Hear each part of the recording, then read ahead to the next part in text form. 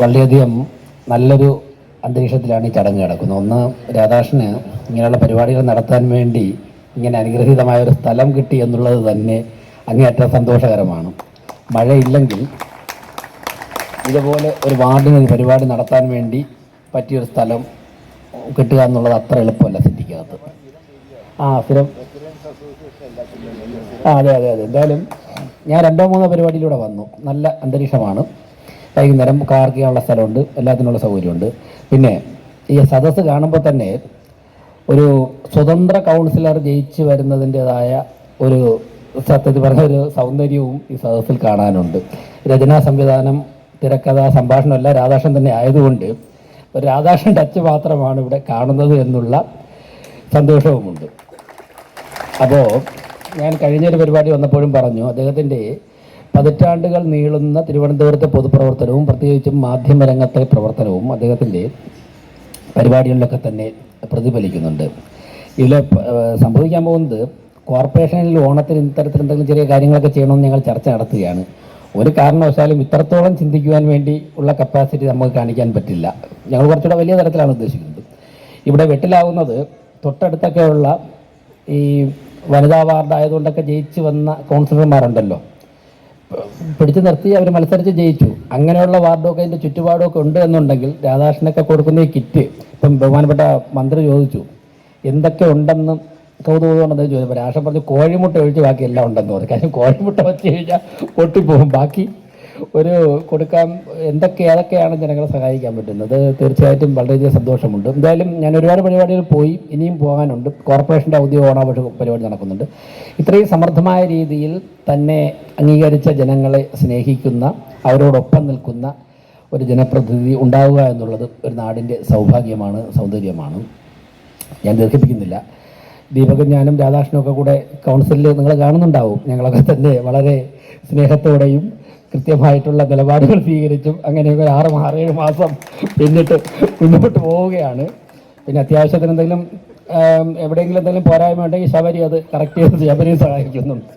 അപ്പോൾ എന്തായാലും ഞങ്ങൾക്ക് കഴിഞ്ഞ 7-8 മാസമായി വളരെ നല്ല രീതിയിൽ ജനങ്ങളുടെ ആഗ്രഹത്തിനനുസരിച്ച് തന്നെ പ്രവർത്തനം നടത്തി ഭരണപക്ഷത്തിനും ശക്തമായ നിലപാടുകൾ സ്വീകരിച്ചുകൊണ്ട് പ്രതിപക്ഷത്തിനും അവരുടേതായ രാഷ്ട്രീയം ഉയർത്തിപ്പിടിക്കുവാൻ വേണ്ടി സാധിക്കുന്നുണ്ട്. ജനങ്ങളുടെ ഭാഗത്ത് നല്ല പിന്തുണ ലഭിക്കുന്നുണ്ട്. ബഹുമാനപ്പെട്ട മന്ത്രി പറഞ്ഞതിനോട് ഞാൻ യോജിക്കുകയാണ്. നമുക്ക് തിരുവനന്തപുരത്ത് ഇത്തവണ മഴ എല്ലാ വർഷവും പെയ്യുന്നത് പോലും ഉണ്ടായിരുന്നില്ല.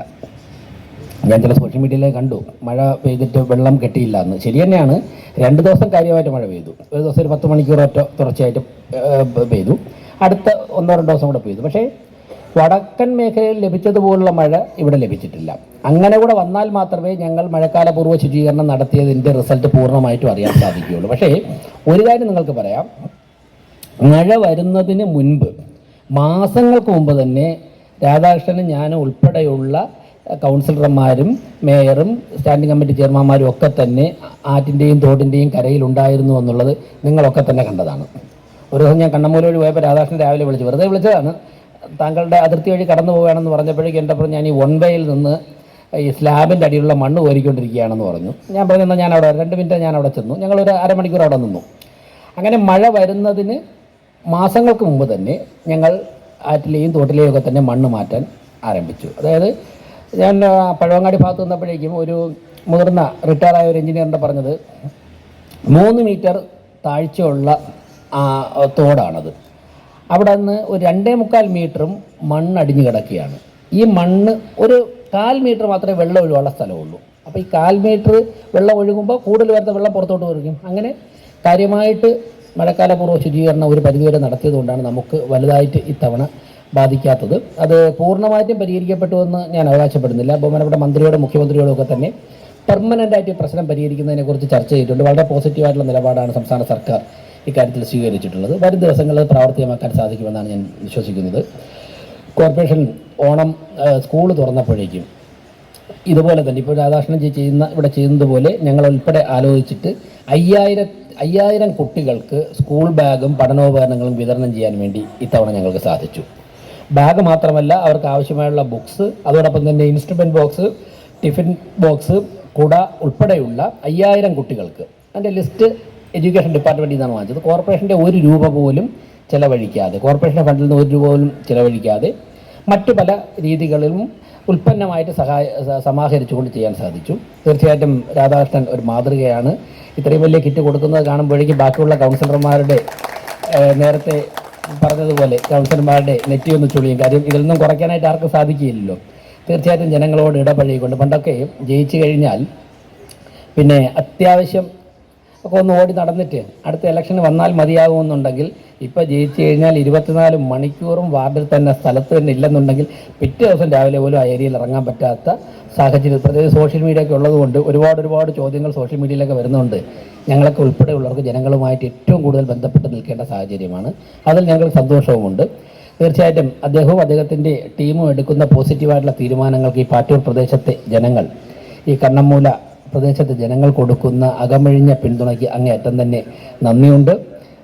ഞാൻ മേയറായിരിക്കുന്ന ഭരണസമിതിയിൽ ഏറ്റവും ഡൈനാമിക്കായിട്ട് ഉള്ള പ്രവർത്തനങ്ങൾ കാഴ്ചവെക്കുന്ന ഒരു സ്റ്റാൻഡിംഗ് കമ്മിറ്റി ചെയർമാനാണ്. ഇപ്പോൾ ഒരു ഭഗീരഥ പ്രയത്നം ഏൽപ്പിച്ചിരിക്കുകയാണ്. തിരുവനന്തപുരം പട്ടണത്തിലുള്ള vending zone, non vending zone, അതായത് എവിടെയൊക്കെ തട്ടുകടകളൊക്കെ വഴിയോര കച്ചവടം ആയിക്കൂടാ എന്ന അത്യാവശ്യം തലവേദന പിടിച്ചൊരു പണി നിർമ്മിച്ച് അത് തീരുമാനിച്ച് അതിൻ്റെ കരട് സമർപ്പിക്കുവാനുള്ള സ്റ്റാൻഡിംഗ് കമ്മിറ്റി ചെയർമാൻമാരുടെ പാനലിൽ ഏറ്റവും പ്രധാനപ്പെട്ട ചുമതല രാധാകൃഷ്ണൻ ഏൽപ്പിച്ചിരിക്കുകയാണ്.